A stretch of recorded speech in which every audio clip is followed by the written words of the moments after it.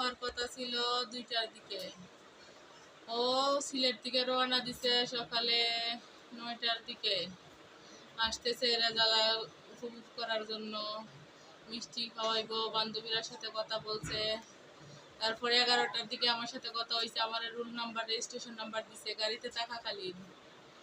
আমি ফোনে 2টার সময় রেজাল্ট দেখছি, ওর রেজাল্ট অ্যাপ আইছে একটাতে। আমি ওর কিছু বলি নাই, আম্মুরে জানাইছি।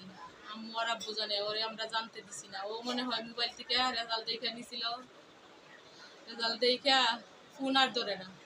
2টা বাজে ফোন দিতেছি, ফোন ধরে না। তখন আমি আমার খালারে মাধবপুরে পাঠাইছি বাস স্ট্যান্ড যাওয়ার লাগে। বোন যদি অন্যদিকে চলে যায়, বাস স্ট্যান্ড গিয়া পাইছে না।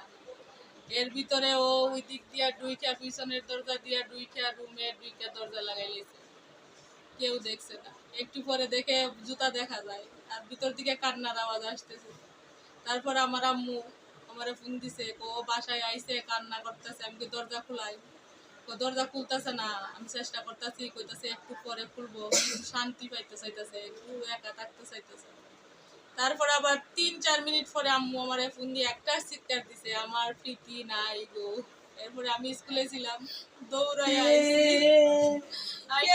আমার বোনটা হসপিটাল নিয়ে গেছে, দৌড়াই ওইয়া দেখে ডাক্তার ইসিজি করছে। প্রথমে বলছে 10% আছে, তারপরে ইসিজিতে 0%।